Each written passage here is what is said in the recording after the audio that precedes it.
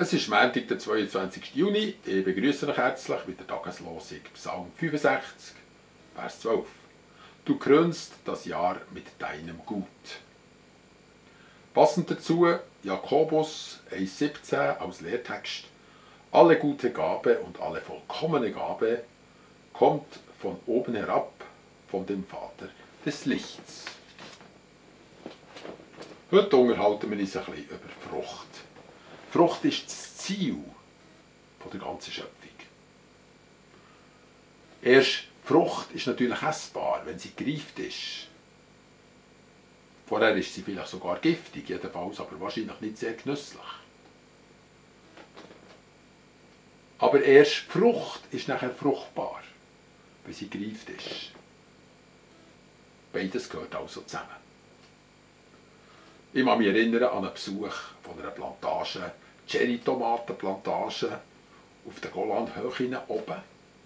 Und dort habe ich eine interessante Geschichte mitbekommen. Der Besitzer hat erzählt, er wollte in die Ferien und hat einem Kollegen, einem Freund, mal das Bewässern von dieser Plantage übergeben. Ist wohlgemut abgedampft.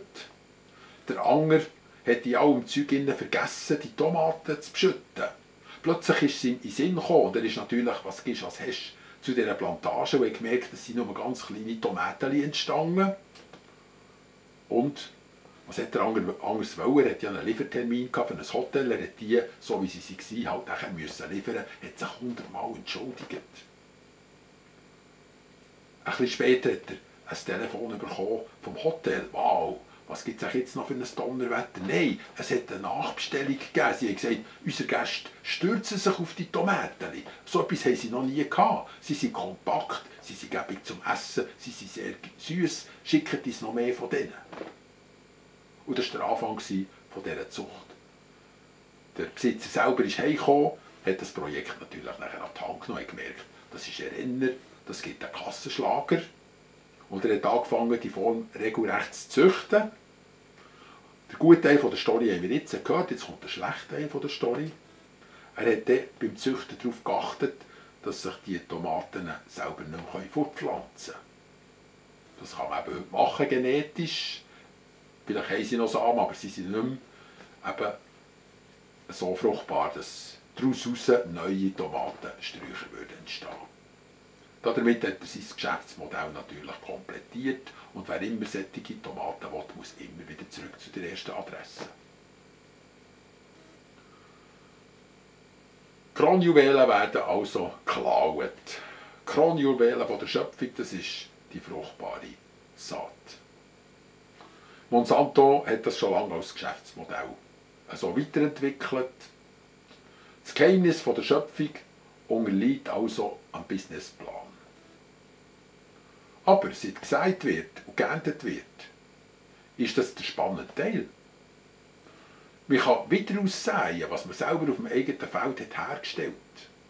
Der Zyklus geht durch die eigenen Hände, das macht einen Bauer zu einem Bauer.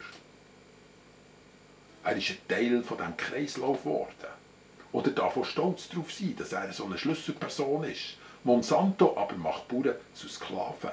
Eine Missernte und ihr Unternehmen ist ruiniert. Darum haben viele indische Bauern nachher Benzin getrunken, weil sie nicht mehr anschauen können, wie ihre Kinder darben. Das hebräische Jahr ist genau der Zyklus, den wir jetzt gesehen haben. Es ist Zeit von Saat zu Ernte zu wieder Saat. In Kana sehen wir, wie die ganze Zeit zusammenschrumpft in einem Moment. Sonst braucht es ja ein Jahr, bis eben Trauben entstanden sind, bis sie gekeltert sind, bis sie vergoren sind, bis man guten Wein hat. Jesus macht das in einem Moment. Aber er hat auch ein Gegenbeispiel. Er hat einen Feigenbaum verflucht und am Abend war er schon verdorrt. Wobei er hat nichts gegen Feigenbäume, auch dann, wenn sie eben keine Frucht haben, wie der. Sondern er hat ein Zeichen setzen, ein Symbol, für das Israel, das seine Botschaft nicht annimmt, unfruchtbar bleibt und an dem schlussendlich wird verdorren. 70 nach Christus ist Jerusalem zerstört worden. Nach einer Generation ist das Wort erfüllt gewesen. Das Ende der Zeit wird sein, die letzte Ernte. Es wird eine Ernte sein. Es wird Frucht von allen Früchten sein. Das Beste vom Besten, das Schlechteste vom Schlechten. Etwas, das man nicht mehr weiterentwickeln kann. Wie die Cherrytomaten Unfruchtbarkeit haben erreicht, so wird es sein, wenn keine geistliche Frucht mehr möglich ist. Wenn die Ohren zum Hören haben, gehört und die Ohren nicht hatten, sich haben verstockt. Die Engel müssen ausgeschickt werden mit den Sicheln. Der Abel ist umgebracht worden, der Kain ist vom Glauben abgefallen. Was soll eine neue Generation noch bringen? Es wird das Ende sein von dieser Menschheit, wie wir sie kennen. Wir spüren ja die Zunahme von der Unfruchtbarkeit auf allen Ebenen, biologisch, medizinisch, sozial, nachher auch ideologisch, das ganze Gender-Geschwafel.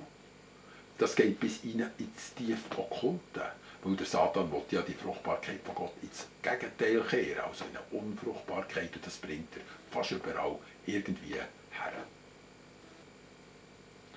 Ja, wenn die Frucht jetzt nicht mehr Träger ist vom Samen, so ist sie eben leer.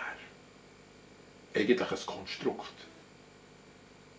Gottes Grundgedanke hat man weggezüchtet und ich bezeichne das als pervers. Ein Leben, das sich orientiert an einer Frucht ohne Samen. Wenn man dann sagt, zum Beispiel, das ist jetzt eine Ebene, Sex, Liebe, eindimensionale Liebe. Sie wird absolut dominiert, genau von der Verhinderung von Fruchtbarkeit. Und man merkt, es ist nur noch der Moment. Die göttliche Dimension von Liebe ist eben so. Liebe ist der Vorname, Treue ist der Familienname. Und wenn Treue der Familienname ist, dann ist die Liebe auch nachhaltig. Weil dann ist da Raum und ist da Zeit für Nachkommen. Fruchtbarkeit gehört genau damit rein, obschon sich das auf beide Arten sehr gut erlebt. Aber hier hat es eben noch eine Dimension mehr, mehrere Dimensionen mehr. Sonst ist sie immer wieder ein Selbstbegräbnis. Zwar ist es vielleicht lustvoll, hat aber keine Zukunft. Darum sagt der Johannes zu Recht, die Welt in ihrer Lust vergeht. Und das ist wirklich wörtlich so zu verstehen. Die Welt, die sich nur noch auf die Lust konzentriert, sie schaufelt sich ins Grab.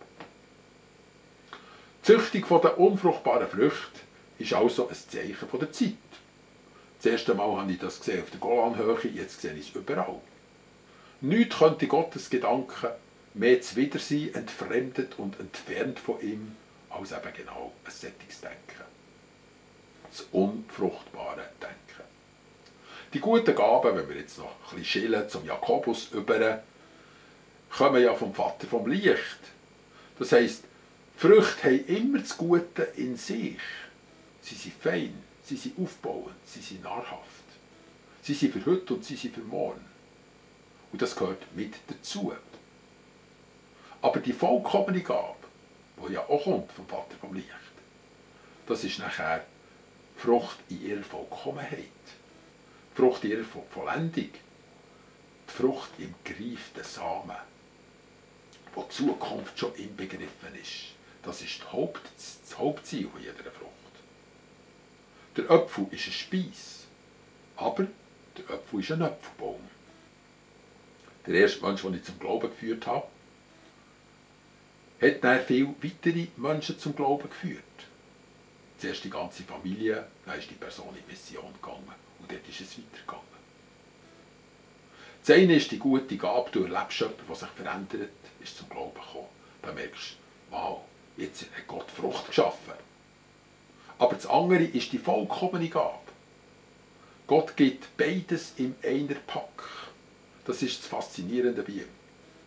Die interessante Frage ist darum nicht, wie viele Leute sind jetzt da gerade zum Glauben gekommen, vielleicht an so einem Missionsabend, einem Evangelisationsevent, sondern wie viele von denen sind zeugungsfähig geworden. Aus wie vielen ist neue Frucht entstanden. Und so krönt Gott das Jahr und auch die Zeit. Nicht nur mit dem, was bleibt, sondern in dem, was sich multipliziert.